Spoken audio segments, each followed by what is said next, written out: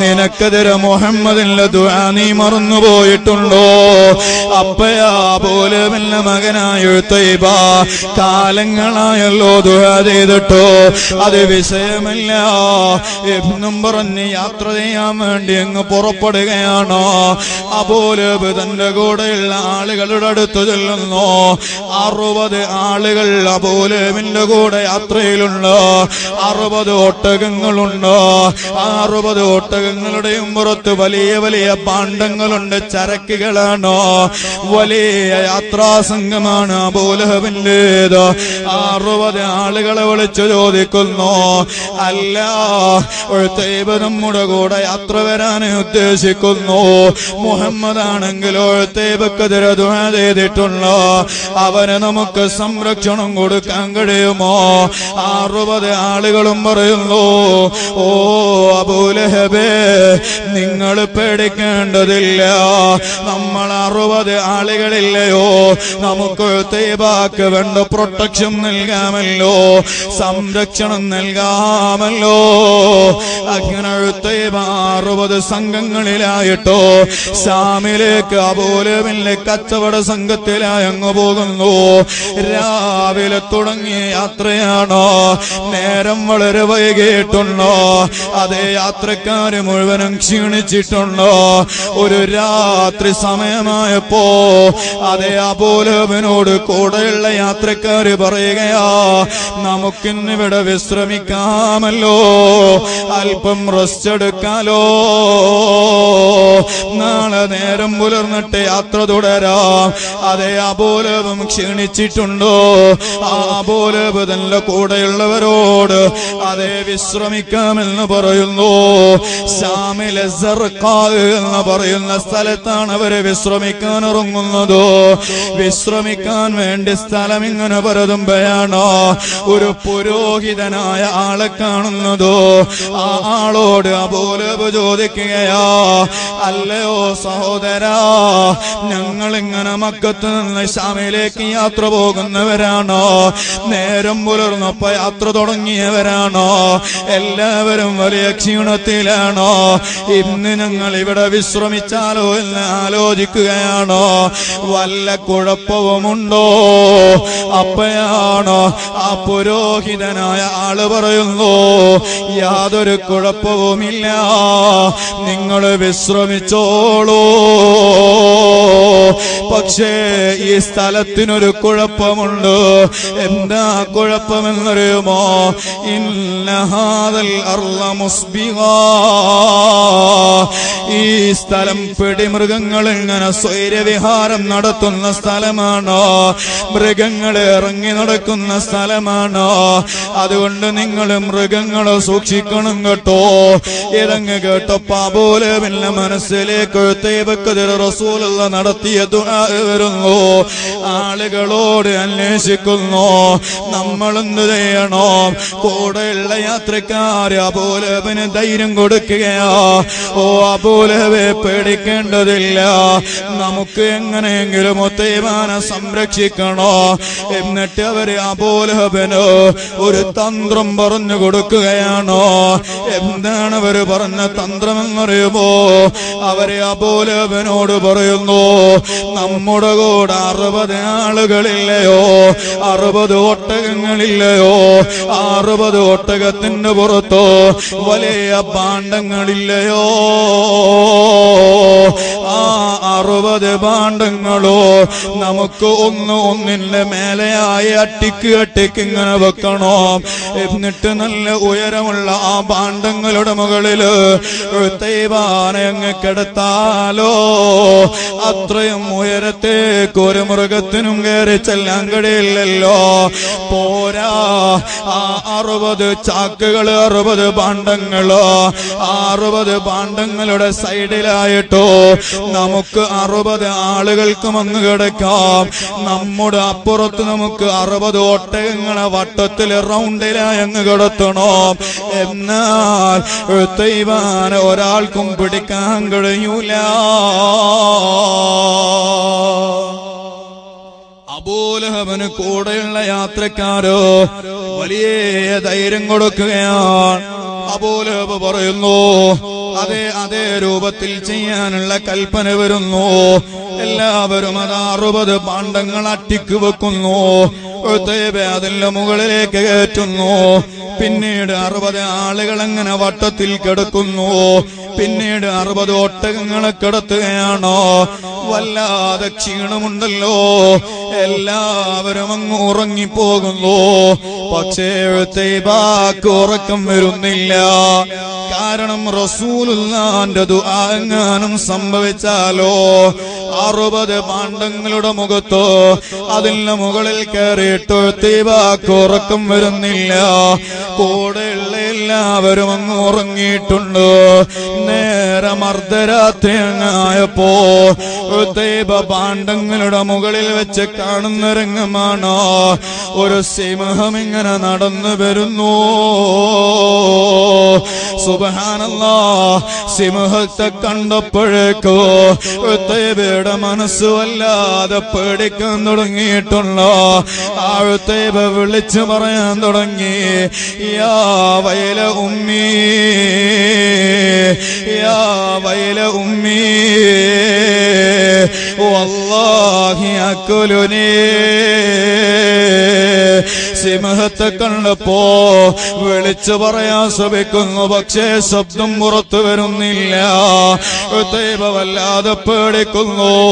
ആ സിംഹം ഇങ്ങനെ നടന്നു വരികയാണോ. 60 ഒട്ടകങ്ങളെ കാണുന്നു സിംഹം. ഓരോ ഒട്ടകത്തിന്റെയും അടുത്ത് ചെന്ന് മണം പിടിപ്പിച്ചു നോക്കുന്നു. ഒരു സിംഹത്തെയും ഒരു ഒട്ടകത്തെയോ ആ സിംഹം തൊടുന്നില്ല, ഉപദ്രവിക്കുന്നില്ല. എന്നൊരു പ്രത്യേകമായ ഓർഡർ ലഭിച്ച പോലെ ആ സിംഹം വരുന്നതോ 60 ഒട്ടകങ്ങളെ മണം പിടിപ്പിച്ചു. ഒന്നിനെയും ഉപദ്രവിക്കാതെ ആ സിംഹം അതാ ഒട്ടകങ്ങളെ ചാടി അങ്ങ് കിടക്കുന്നു. പിന്നീട് 60 ആളുകളാ കിടക്കുന്നതോ ആ 60 ആളുകളുടെയും മുഖത്ത് ചെന്നിട്ടോ ആ ഒട്ടകം ആ സിംഹം ഇങ്ങനെ മണം പിടിക്കുന്നു. ഒരാളെയും ഉപദ്രവിക്കുന്നില്ല. ഇതെല്ലാം മുകളിൽ നിന്ന് തൈബ കാണുന്നുണ്ട്.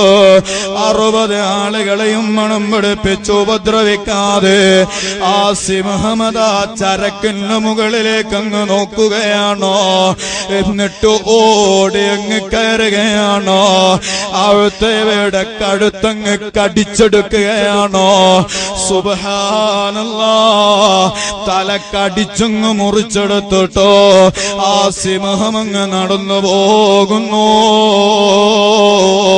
ശബ്ദം കേട്ട് അബൂലഹബ് എഴുന്നേറ്റ് നോക്കുമ്പോ മകനതാ പിടഞ്ഞു വീണ് മരിച്ചു കിടക്കുകയാണോ. അല്ലാഹുവിന്റെ ഹബീബിനെ മനസ്സുകൊണ്ട് വേദനിപ്പിച്ചവനാണോ. മോനെ, ദുനിയാവിൽ പരാജയമുറപ്പാണോ, ആഖിറത്തിൽ നരകമാണ് കേട്ടോ. അതെ, അബൂലഹബ് മുഴുവനും നശിച്ചതാണെന്ന് ഖുർആൻ പറഞ്ഞില്ലയോ. മകൻ മരണപ്പെട്ടത് ദാരുണമായിട്ടാണോ. ഇത് മഹാനായ ഇമാം ഖസ്തലാനി അവിടുത്തെ അൽ മവാഹിബുൽ ലദുന്നിയ എന്ന കിതാബിൽ പറയുന്ന വിഷയമാണോ. ഇനിയോ അബൂലഹബ് എങ്ങനെയാ മരണപ്പെട്ടതെന്നറിയുമോ. റസൂലുള്ളാഹിനെ വിമർശിച്ച അബൂലഹബ്, ആ അബൂലഹബ് മരണപ്പെടുമ്പോ അതെ അവന് സ്വത്ത് ഉപകരിക്കൂല, മക്കളുപകരിക്കൂല, അവൻ നരകത്തിലാണെന്ന് പരിശുദ്ധമായ ഖുർആൻ വ്യക്തമാക്കി പറഞ്ഞതാണല്ലോ. ആ അബൂലഹബിന്റെ മരണലങ്കോ മഹാനായ ഇമാം ഹലബി അവിടുത്തെ സീറത്തുൽ ഹലബിയ എന്ന് പറയുന്ന കിതാബിൽ പറയുന്നത് കാണാം. എങ്ങനെയാണ് അബൂലഹബ് മരണപ്പെട്ടതോ. ബദർ യുദ്ധം നടന്ന സമയമാണ്. യുദ്ധമാണ്. അതേ ശത്രുക്കള് പാടെ പരാജയപ്പെട്ട യുദ്ധമാണ്. പ്രമുഖരായ ആളുകൾ മുഴുവനും മരണത്തിന് കീഴടങ്ങിയ യുദ്ധമാണ്. മക്കയിലുള്ള ഖുറൈശികൾ മുഴുവനോ വല്ലാതെ വേദനിച്ച സമയമാണ്. എത്രത്തോളം എന്ന് പറഞ്ഞാൽ അതേ മക്കയിലുള്ള സ്ത്രീകൾ മുഴുവനോ ദുഃഖഭാരം കൊണ്ട് അവരുടെ മുടികൾ മുറിച്ച് കളഞ്ഞ കാലമാണ്. എല്ലാവരും ദുഃഖത്തിൽ ഇങ്ങനെ നിൽക്കുമ്പോ അതേ അവിടെയുള്ള പ്രമുഖനായ നേതാവല്ലയോ അബൂലഹബ്, ആ അബൂലഹബ് അബൂ സുഫിയാന്റെ വീട്ടിലേക്ക് ചെല്ലുകയാ. ബദർ യുദ്ധത്തിൽ അവർക്ക് പരാജയം സംഭവിക്കാനുള്ള കാരണം എന്താ? ആ കാരണം ചർച്ച ചെയ്യാൻ വേണ്ടിയിട്ടാണോ അബൂലഹബ് അബൂ സുഫിയാന്റെ വീട്ടിലേക്ക് ചെല്ലുന്നതോ? അബൂ സുഫിയാന്റെ വീട്ടിലെത്തുന്നു. അബൂ സുഫിയാനോട് അബൂലഹബ് ചോദിക്കുന്നു, കൈഫ തറന്നാസ്, ഓ അബൂ സുഫിയാൻ, എന്തേ നമ്മൾ ബദറിൽ മുഹമ്മദും ചില്ലറ ആളുകളുമല്ലേ ഉണ്ടായിരുന്നുള്ളൂ, അവരുടെ മുന്നിൽ നമ്മൾ പറ്റ പരാജയപ്പെടാനുള്ള കാരണമെന്താ?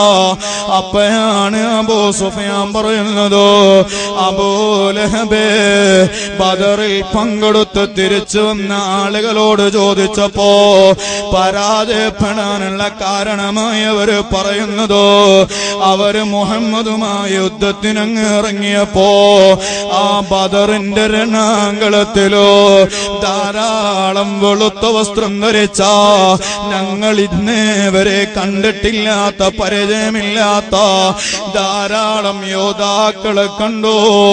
അവരെ ധീരമായി യുദ്ധം ചെയ്തു. അതുകൊണ്ടാ നമ്മൾ പരാജയപ്പെട്ടവര് എന്നാണ് ബദറിൽ പങ്കെടുത്തവര് പറയുന്നതോ. ഇതങ്ങ് കേട്ടപ്പോ അബൂലഹബിന്റെ വീട്ടില് മഹാനായ അബ്ബാസ് തങ്ങളുടെ മൗലയായ അബൂ റാഫി എന്ന് പറയുന്ന ഒരു ചെറുപ്പക്കാരനുണ്ടോ. ആ അബൂ റാഫി റസൂലുള്ളാഹിനെ മനസ്സിൽ സ്നേഹിക്കുന്ന ആളാ. ഉള്ളുകൊണ്ട് റസൂലുള്ളാഹിനോട് വലിയ മഹബത്തുള്ള ആളാ. അതേ ബദർ യുദ്ധത്തിൽ മുസ്ലിമീങ്ങളെ സഹായിക്കാൻ ധാരാളം വെളുത്ത വസ്ത്രം ധരിച്ച ആളുകളെ കണ്ടു എന്നോ അബൂ സുഫിയാൻ അങ്ങ് പറഞ്ഞപ്പോ ഈ അബൂ റാഫി സന്തോഷത്തോടെ പറയുകയാ, ആ വെളുത്ത വസ്ത്രം ധരിച്ച ആളുകൾ അവര് മലക്കുകളാ,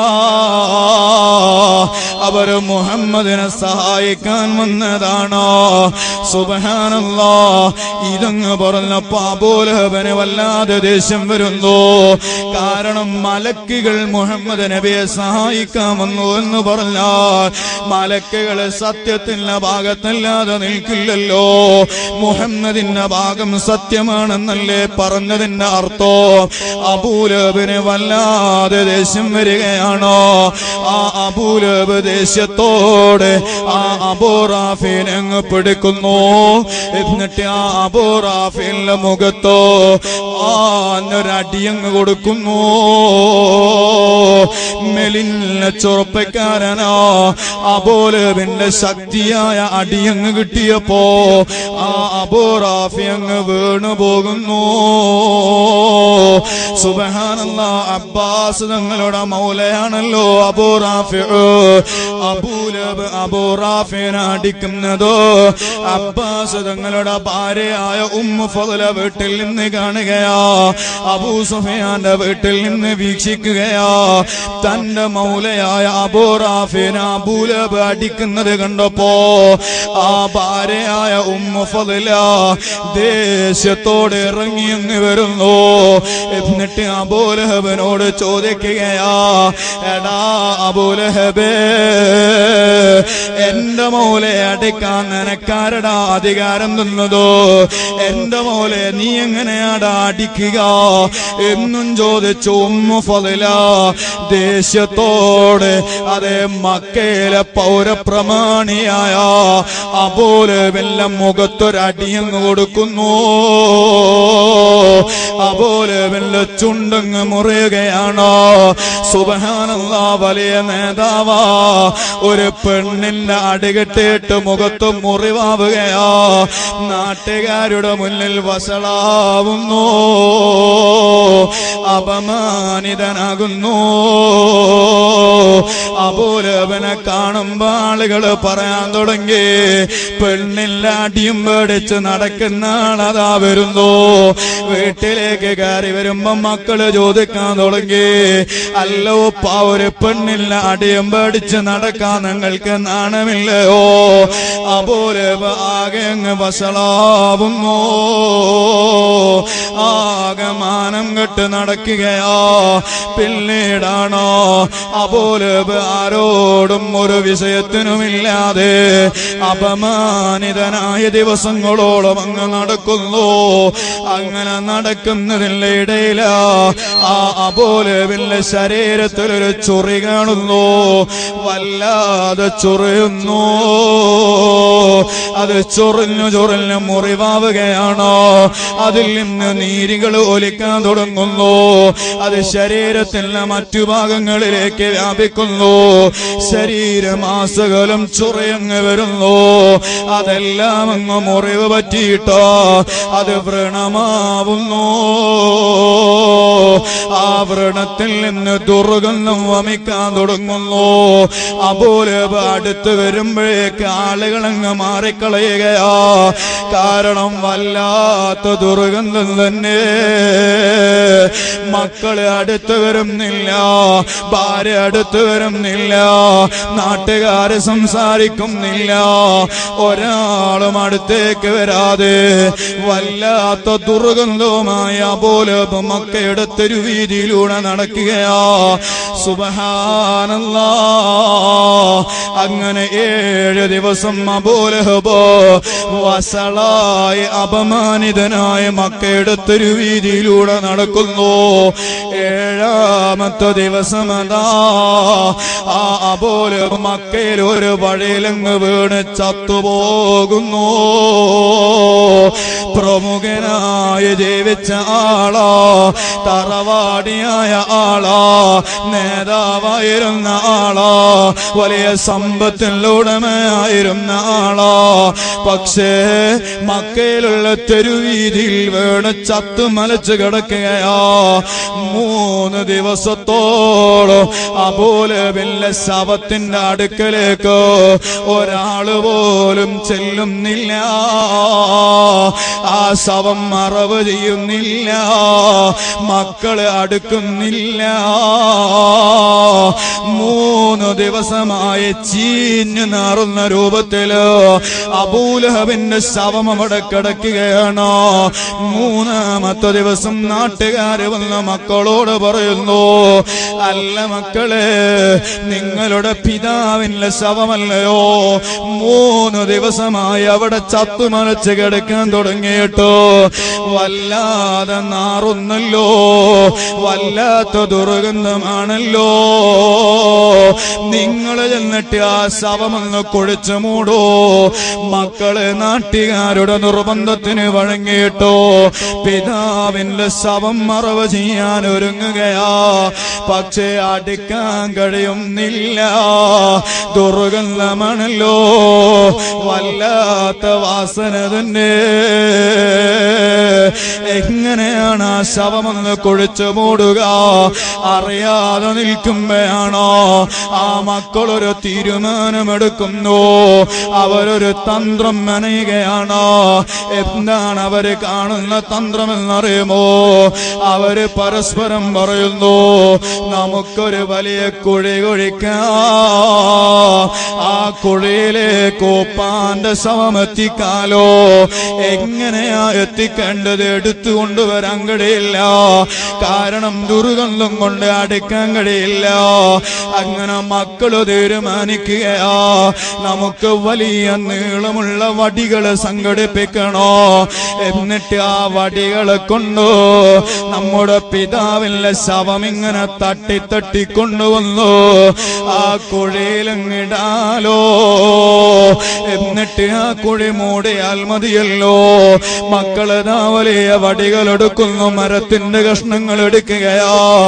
അവരെ പിതാവിന്റെ ശവമാ വടികളെ കൊണ്ട് തട്ടി തട്ടി കൊണ്ടുവന്നു ആ കുഴിയിലേക്ക് അങ്ങിടുന്നു.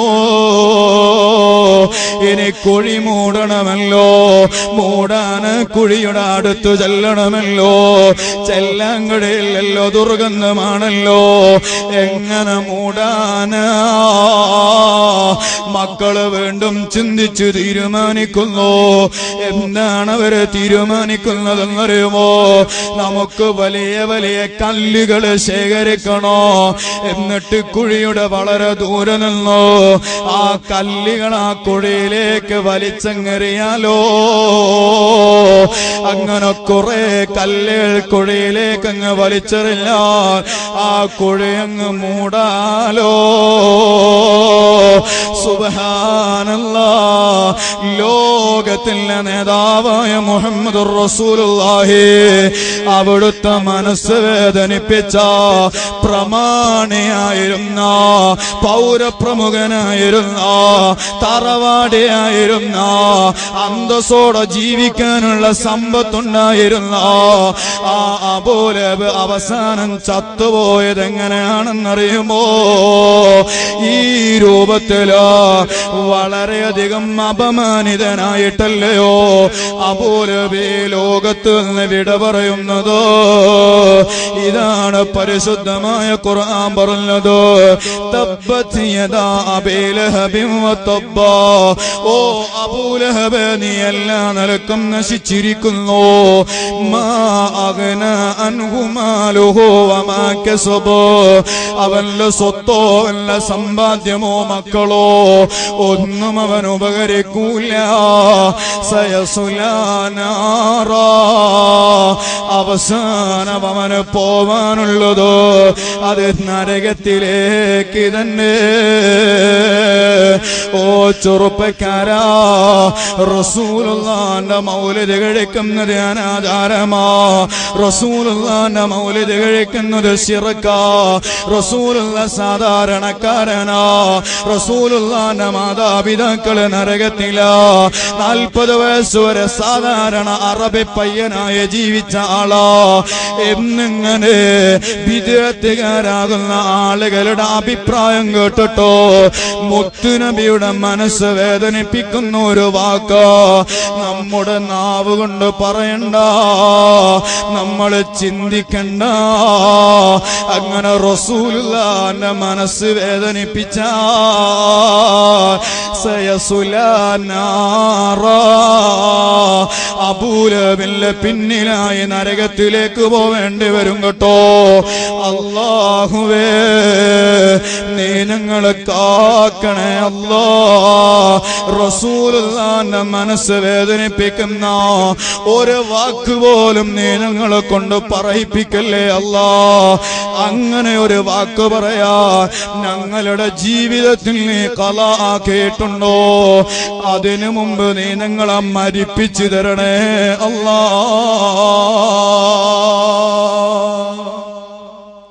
ഹബീബായ മുഹമ്മദുർ റസൂലുള്ളാഹി സ്വല്ലല്ലാഹു അലൈഹി വസല്ലം ആ ഹബീബായ തങ്ങളെ മനസ്സുകൊണ്ട് വേദനിപ്പിച്ചാൽ, റസൂലുള്ളാഹി മുത്തുനബിയുടെ മനസ്സ് വേദനിച്ചാൽ, മോനെ ദുനിയാവ് പരാജയത്തില, ആഖിറവും പരാജയത്തില.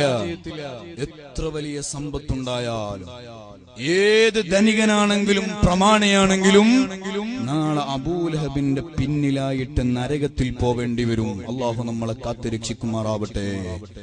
എല്ലാ വിജയങ്ങളും ഹബീബായ മുഹമ്മദുർ റസൂലുള്ളാഹി സ്വല്ലല്ലാഹു അലൈഹി വസല്ലമ തങ്ങളിലൂടെയാണ്. ഹബീബായ തങ്ങളെ നിന്ദിക്കുന്ന ആളാണോ, പരാജയം അവന് ഉറപ്പാണ്. ഏത് മാർഗം സ്വീകരിച്ചാലും ശാശ്വതമായ വിജയത്തിലെത്താൻ അവന് കഴിയുകയില്ല.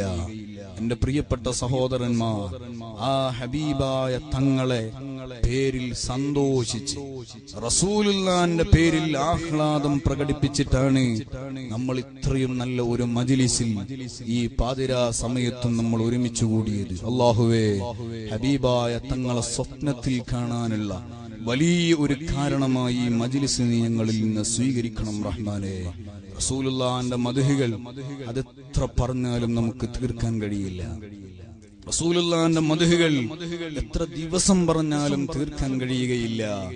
മഹാനായ ഇമാമുൽ ബൂസൂരി റഹ്മത്തുള്ളാഹി അലൈഹി അവിടുന്ന് റസൂലുള്ളാഹിനെ മദ്ഹ് ചെയ്ത് അവസാനം അവിടുന്ന് പറഞ്ഞു, ഫമബ്ലഗുൽ ഇൽമി ഫീഹി അന്നഹു ബശറുൻ. റസൂലുള്ളാഹിയെ കുറിച്ച് അങ്ങേയറ്റം മനസ്സിലാക്കുന്ന ഒരാൾക്ക് മനസ്സിലാക്കാനുള്ളത് അന്നഹു ബശറുൻ, റസൂലുള്ള ഒരു മനുഷ്യനാണ്. കാരണം റസൂലുള്ളാഹി തങ്ങൾ ഒരു മനുഷ്യനാണ് എന്ന് മനസ്സിലാക്കല്ലത് അങ്ങേയറ്റത്തെ ഇൽമാണ്. എങ്ങനെ പറയാൻ കാരണം, ഹബീബായ തങ്ങൾ കൈകളെ കൊണ്ട് ആംഗ്യം കാണിച്ചപ്പോ പരിപൂർണനായ ചന്ദ്രൻ 2 പിളർപ്പായങ്ങ് മാറി നിന്ന് കൊടുക്കുകയാണ്. ഒരു മനുഷ്യൻ അങ്ങനെ കാണിച്ചിട്ടുണ്ടോ? ആകാശത്ത് കാണുന്ന, വാനലോകത്ത് കാണുന്ന ചന്ദ്രനെ നോക്കിയിട്ട് കൈകളെ കൊണ്ടൊന്നങ്ങ് ആംഗ്യം കാണിച്ചപ്പോ അത് പകുതിയായി മുറിഞ്ഞ് 2 ഭാഗത്തേക്ക് അങ്ങ് നിൽക്കുകയാണ്. സുബ്ഹാനല്ലാഹ്. ഹബീബായ തങ്ങളുടെ അസ്ർ നിസ്കാരം ഖളാ ആവാൻ സമയമായപ്പോ സൂര്യൻ ചലിക്കാതെ അവിടെ അങ്ങ് നിന്നു കൊടുക്കുകയാണ്.